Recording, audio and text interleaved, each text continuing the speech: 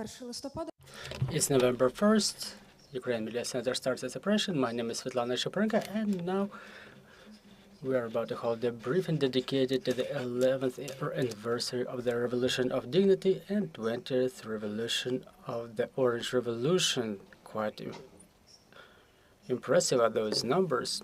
That's a significant piece of the history of our country, important for all of the Ukrainians. Well, joining us in the studio today are Andrii, Nadzhos, Deputy Minister of Culture and Strategic Communications of Ukraine for European Integration, Ihor, Poshyvailo, General Director of the National Memorial Complex of the Heavenly Hundred, Kostiantyn Rieutskyi, participant of the Orange Revolution, Coordinator of Euromaidan Civil Sector in Luhansk, Officer of the Armed Forces of Ukraine, and Volodymyr Tylishchak, Deputy Head of the Ukrainian Institute of National Remembrance. Mr. Andrii, this year's commemoration of the date will be held under the slogan, "We cannot be defeated," 11 years of Euromaidan, 20 years of Orange Revolution. So can you comment, why are these dates important for all of the Ukrainians, for our European course that we've changed, which is currently irreversible for us? Well, thank you for having me. Thank you for providing me with this opportunity to talk to the Ukrainians. Thank you for this initiative. I would like to thank also my colleagues, other panelists. Well, these two dates are really unique in Ukrainian history because those are the dates, well, the Orange Revolution, this is when the process of formation of Ukrainian nation had started. Ukraine has been remaining a part of Russian Empire, then of the Soviet Union. I'm seeing the orange stripes, the symbols of those events. So with those events, we started having this realization that Ukraine is a European country that always belonged to Europe, always belonged to European family. And basically in 2004, we've realized ourselves as a large European nation. For me, it was a unique experience. I was working back then. Well, both revolutions I've spent in the diplomatic service, and I remember when the diplomats officially made a statement against fabrication of presidential elections, and we were thinking that if Ukrainian society agrees to this fabrication, it will drive us to the nets of Russian Empire. There was a public call that time was a little bit different. Kuchma was the president back then with his 2 terms, and making a public address on behalf of the public servants was really a big event. We've gathered 300 signatures in support of just and transparent elections, and this is when the world started hearing us. They realized that if there are hundreds of thousands of people walking out in the Maidans all over the country, the world started realizing that there is a huge nation with a profound history living by their side, the nation with its principles, the nation with a desire to break up with the empire. And after that, there were more tragic events unfolding in 2014 because we realized that no one is going to let us go away from the empire without blood. Unfortunately, the people have died. But starting with those events, the crawling occupation of Ukraine has started. Russian Federation has occupied a part of our sovereign territory, and these 2 revolutions for European Union, for international community, and I'm in charge of the European integration matters. I think that those events became the benchmark, the key crossroads where we've made the right turn. Obviously, we keep paying high price, but without these two events, we're not going to have big European future. That's why Europe and the world realizes who we are. They've accepted our choice. In 2022, they've opened an opportunity for us to become a part of European Union. Today, we're talking about things that 2 or 3 years ago were impossible, and today it is our reality. By the way, we've amended Constitution back in 2019 with our Euro-Atlantic and European aspirations, and bowing my hand in front of those who perished during those tragic events. Let me tell you that those sacrifices were made for reason, and our children will thank us for making the right historic choice. Well, thank you, Mr. Andrii. Really, the price we're paying for a European future, for our independence on the empire who tries to take part of our territories once again, costs us really a lot. So the revolution of dignity, the Orange Revolution, are already seated deep in the memory of Ukrainians. What do those events mean for the history? Well, thank you very much for having me. Good afternoon, everybody. Obviously, it's a very broad matter of discussion. The museum holds a lot of forums, including international ones, to think through this phenomenon. Us, as the Institute of National Remembrance, last year we've contracted a public survey during which we were asking, what does the Revolution of Dignity mean to you? And the biggest number of answers, or the biggest support, was given to the statement that it was an event that critically changed the development of Ukrainian history. And that's true. All those events, including Orange Revolution and Ukraine without Kuchma, and students' hunger strike in Maidan, those were all the events that pulled Ukraine out of the imperial forceps. So this phenomenon, the ability of Ukrainians to fight for their dignity, even in the most dangerous conditions, is what makes us different from the Russians. Well, we remember the processes that were unfolding in Russia and what's going on now, and we're seeing that crucial difference between Ukrainians and the Russians in terms of values, in terms of understanding the concept of freedom, of liberty, of dignity. This is what gives us strength to carry on with our resistance against the full-scale aggression. And that's why overestimating the meaning of those events that happened 11 and 20 years and more than 20 years ago is just impossible, because they are the foundation of our identity of our national remembrance. Foundation of our national remembrance, and this realization is existing not only in the minds of those who were involved in those events, but also in the broader public. Well, in the survey that we were ordering last year in the national dimension, 57% of the population take part in the commemoration of the events on an annual basis. It's the indicator that means that the memory of those events became a part of our national cultural conscience, and it's going to stay there forever. Thank you very much. So, Mr. Ihor, let's proceed to this year's commemoration. How will this year's program be different from the previous ones? What should we expect within the framework of the celebration?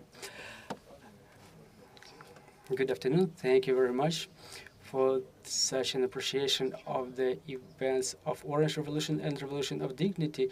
It's important for us that the remembrance policy that is developing in Ukraine quite actively, thanks to the events of Russian-Ukrainian war, is being transformed into the culture of remembrance. That's why those events that Museum of the Revolution of Dignity organizes in coordination with its partners is focused on those accents and those nuances that Ukrainian society is experiencing in the realities of the martial law, when we really cannot gather, or when we cannot congregate like we used to do, and a lot of people who are meant to celebrate those events are currently fighting in the front lines.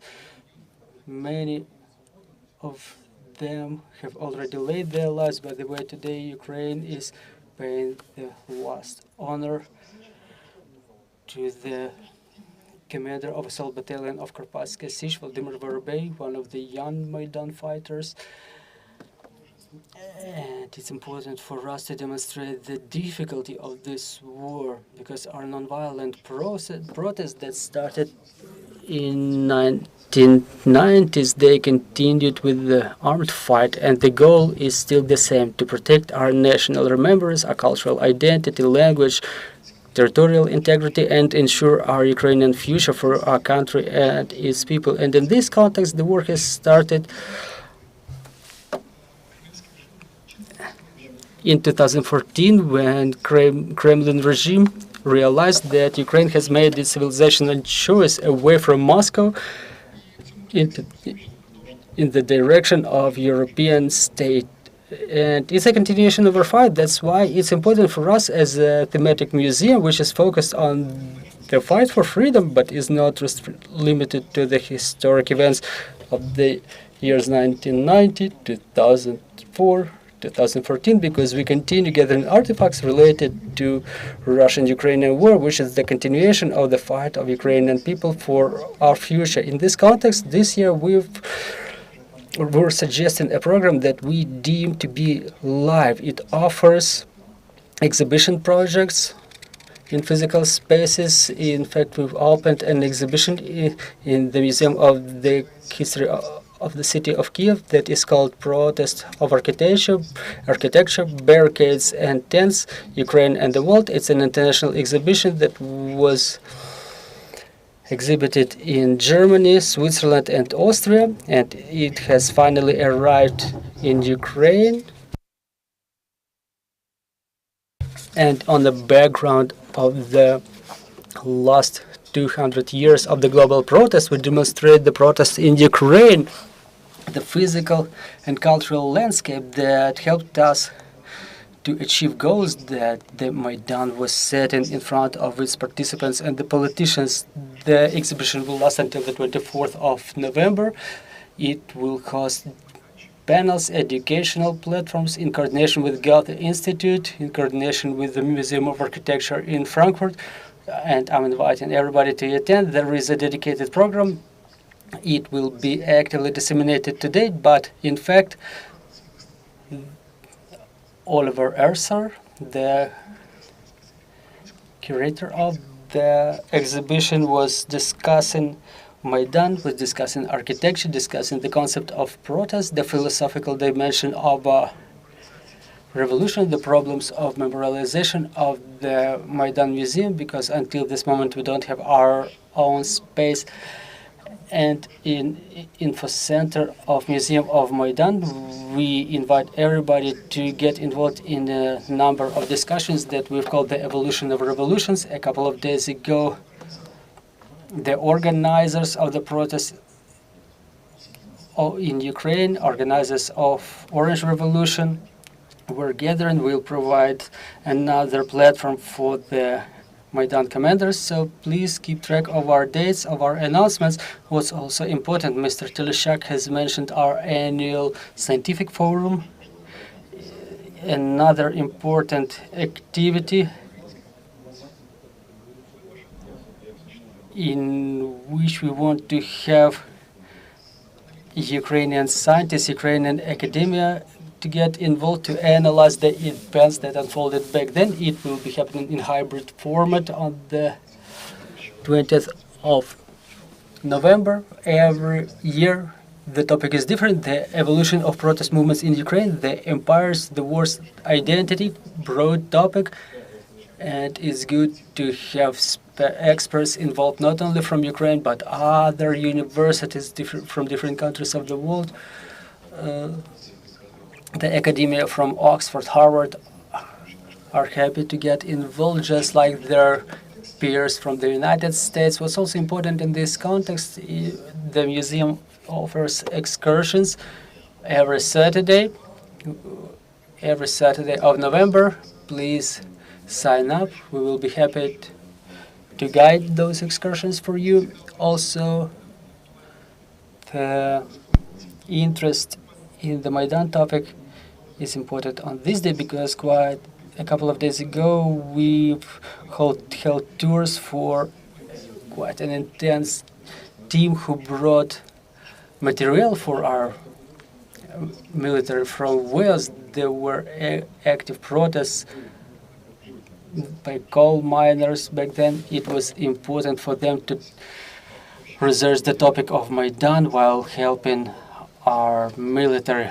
Also, what's important, traditionally in Maidan Nezalezhnosti, we will have a photo exhibition, the document exhibition about the Orange Revolution. That's why the pillar, the Monument of Independence, please visit. And on the 21st of November, traditionally, in coordination with a number of civil organizations, we offer the interconfessional prayer, 10 o'clock in the morning, every year, near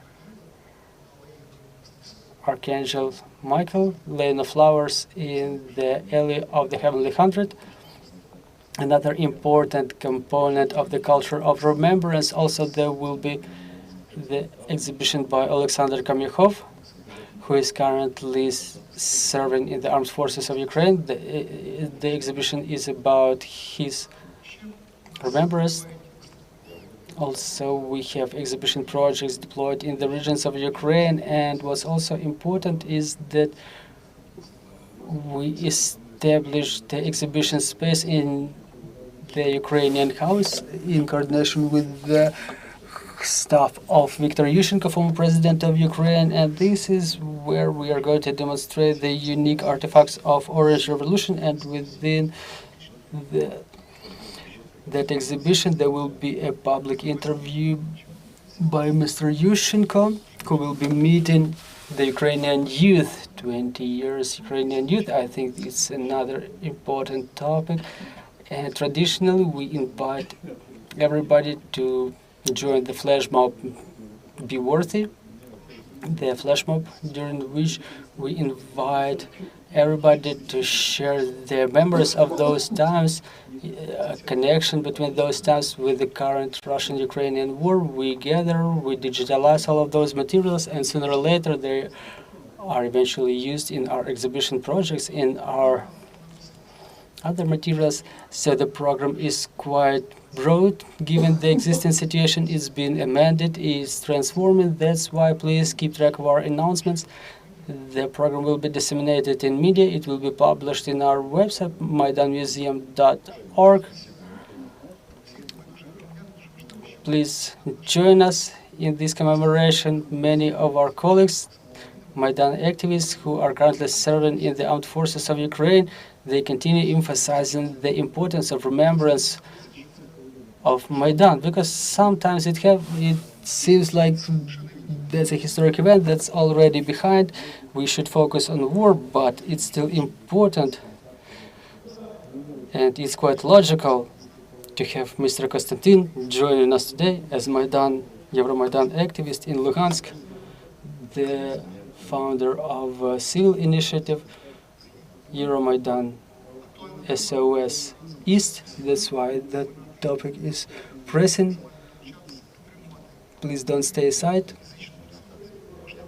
Please continue supporting, even in case you cannot be physically present in different levels in the schools. It's very important, by the way, for the educational institutions. We have a lot of requests coming from the schools, from the higher educational institutions, and our information materials that we disseminate, that we've developed in coordination with the Institute of National Remembrance.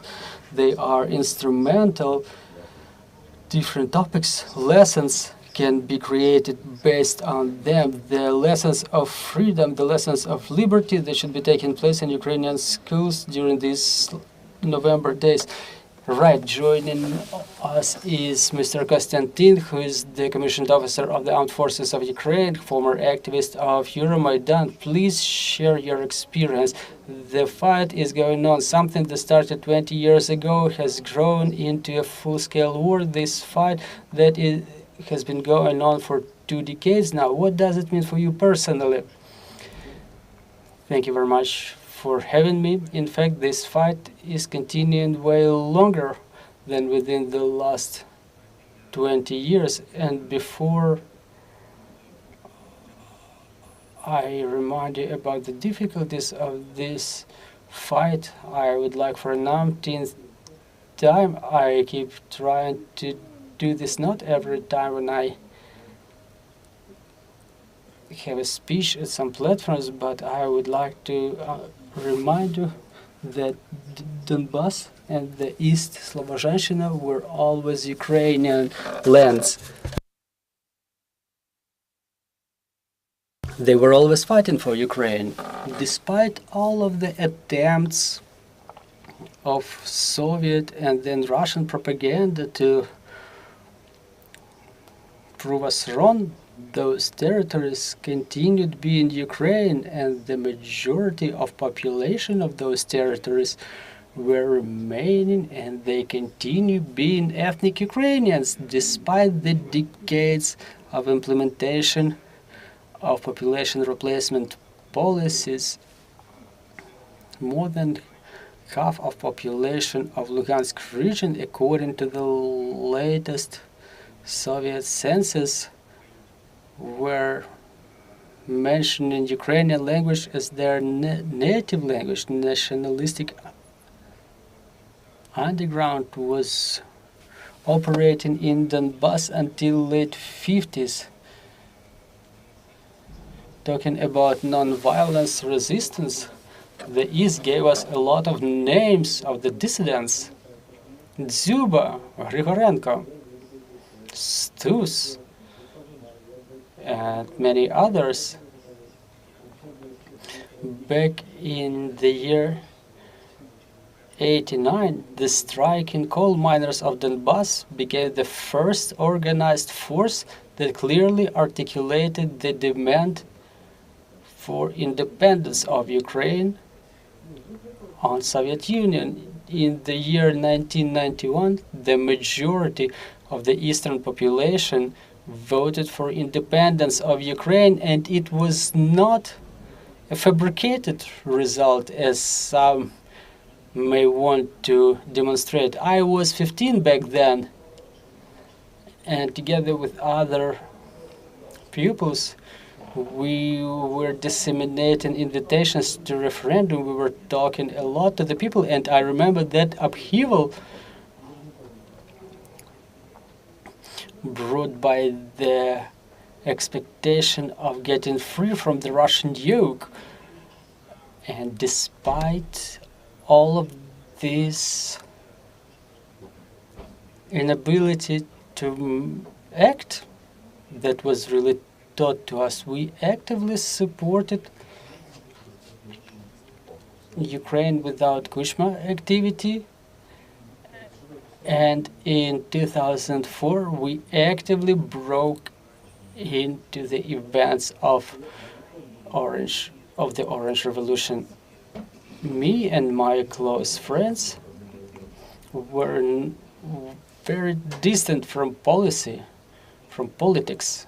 back then. But we were seeing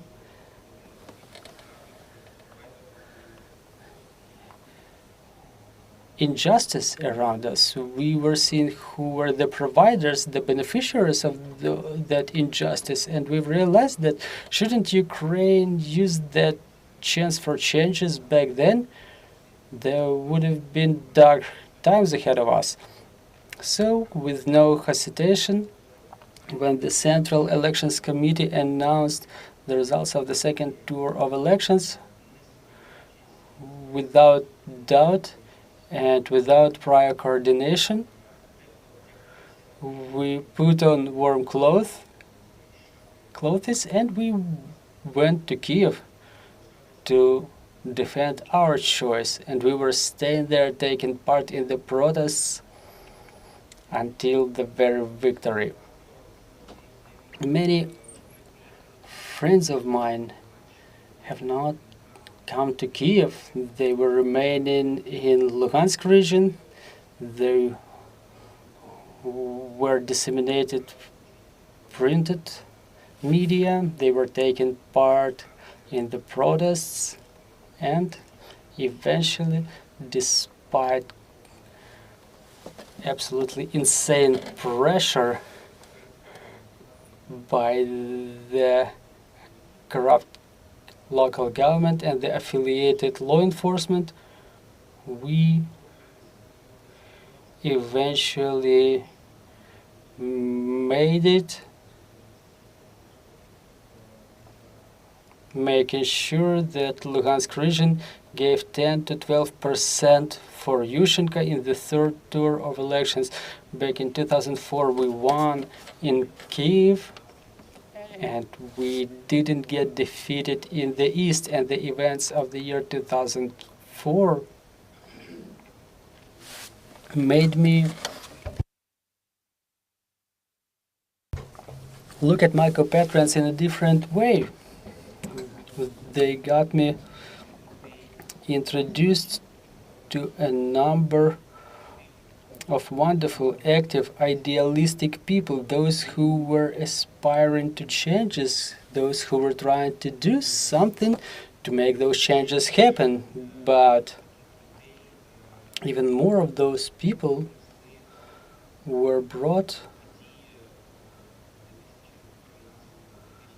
by the events of the years 2013-2014. In fact, the protests in Luhansk have started on the very next day after the protests in Kiev.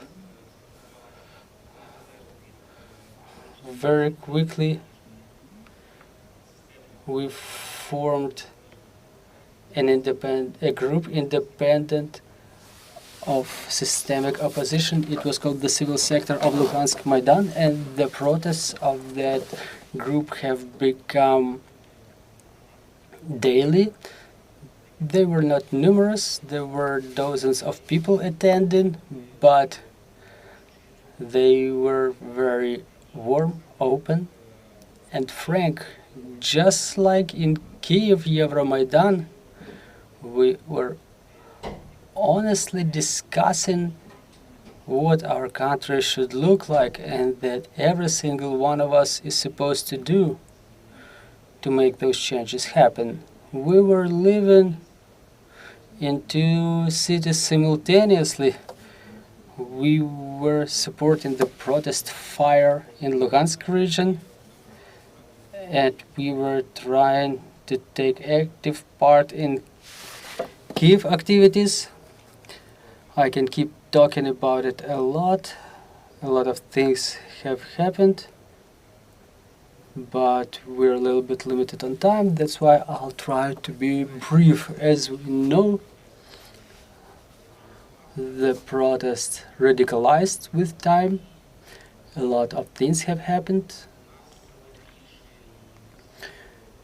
We've grown in numbers, and there were hundreds, sometimes thousands of people taking part in our activities in the spring of 2014 or winter 2014. But our enemies were growing in numbers too. By the way, they were significantly added by the Russian citizens. We were attacked, we were fighting back. Back then, in the spring of 2014, we were not able to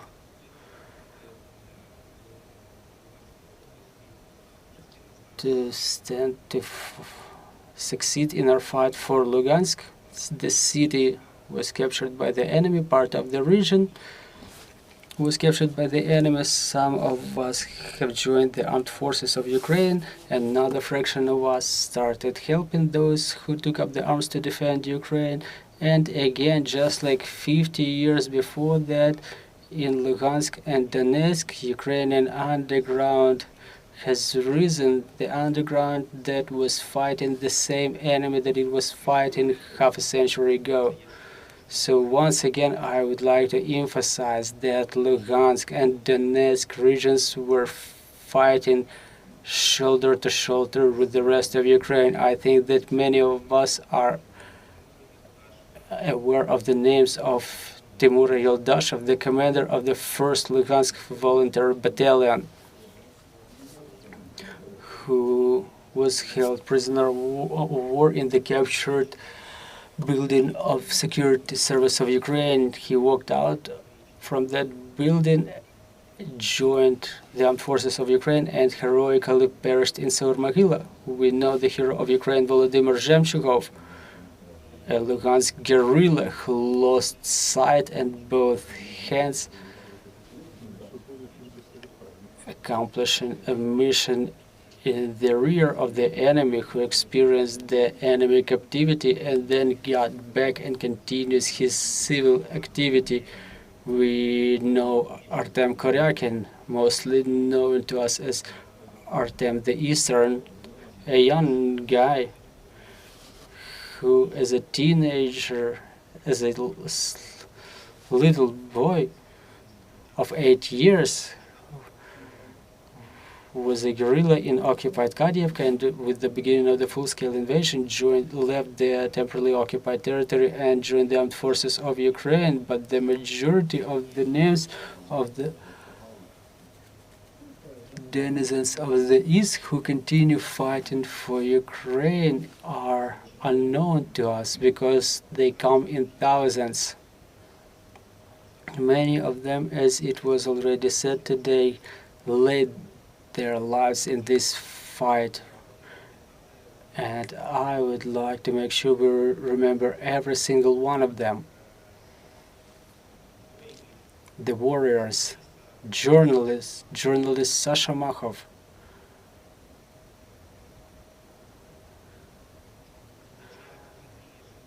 Professor Andrii Zhitkov,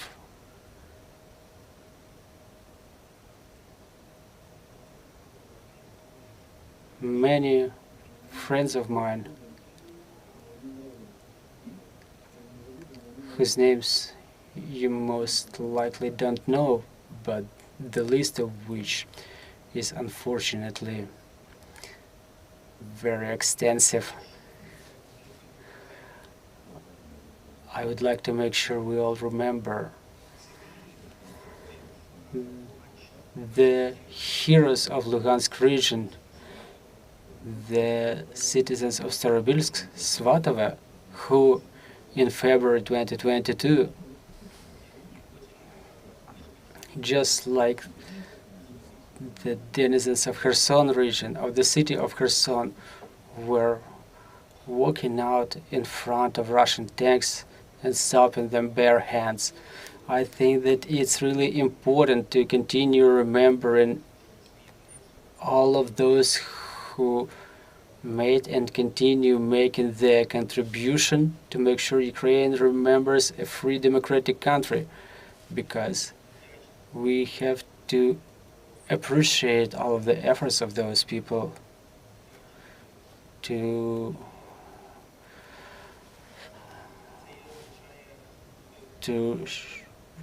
because showing gratitude means standing together. It means that we cannot be defeated.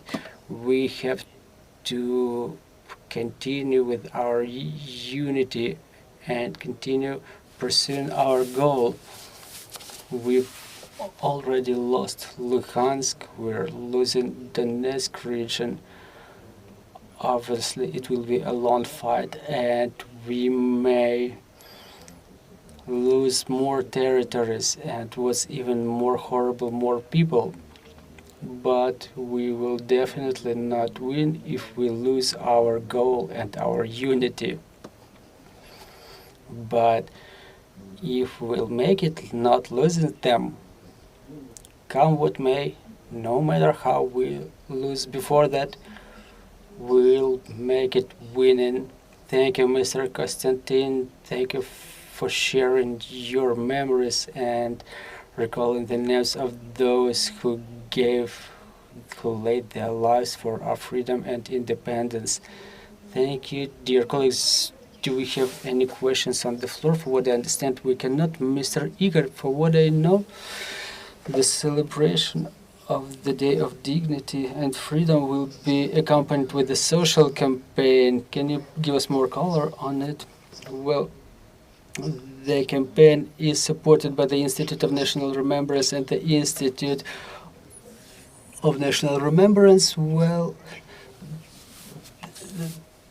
the Ministry of Culture, and the slogan is "We cannot be defeated." There will be boards installed because it's important for us to remind our citizens, like Mr. Kostiantyn has said, we have to remember our heroes, because sometimes this topic of remembrance goes a little bit behind and it becomes demotivating for our defenders when Ukrainian society doesn't express such unity.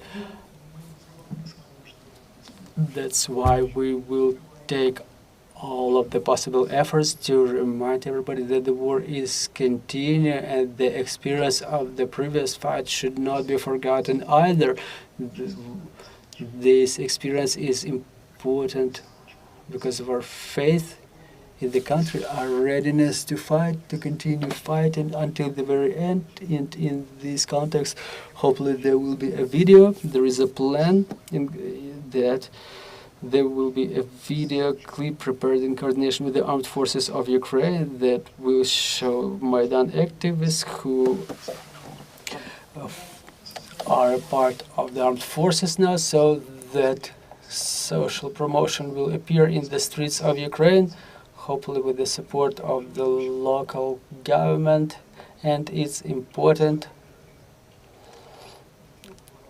that these visuals that help people commemorate those events, the memory is alive, the memory is intangible. In these conditions, when we see how difficult is the situation for the time being, I think that even the majority of the society is understanding that Ukraine should be only living for victory. There should be no formal things happening that are only made by the government officials for a tick on a paper. We should make sure this memory lives, that it supports those who need the support, and it needs to live to educate the future generations, because unfortunately they will inherit all these events, all these problems. It's a difficult matter. Roman Ryshenko, one of our partners who was a part of Maidan self-defense, he is currently in the front lines. We already mentioned Maidan self-defense. You know that the civilians were hoping for this short period of self-defense, but now the self-defense of Maidan is transformed into the powerful armed forces of Ukraine, the powerful armed forces that were attempted to be destroyed by the Russians for decades. So in this context, again, please continue following our visual materials, information materials. Please share them so we commemorate these important historic events in the context of live memory. I would like to thank the participants of today's emotional discussion. Let me remind you that in Kiev and all over Ukraine, the events or activities are started to commemorate the 20th anniversary of Orange Revolution and 11th anniversary of Revolution of Dignity. I would like to thank the armed forces of Ukraine, the security and defense forces of Ukraine, who defend for our freedom in the front lines, and Ukraine Media Center will continue next week. Thank you for staying tuned.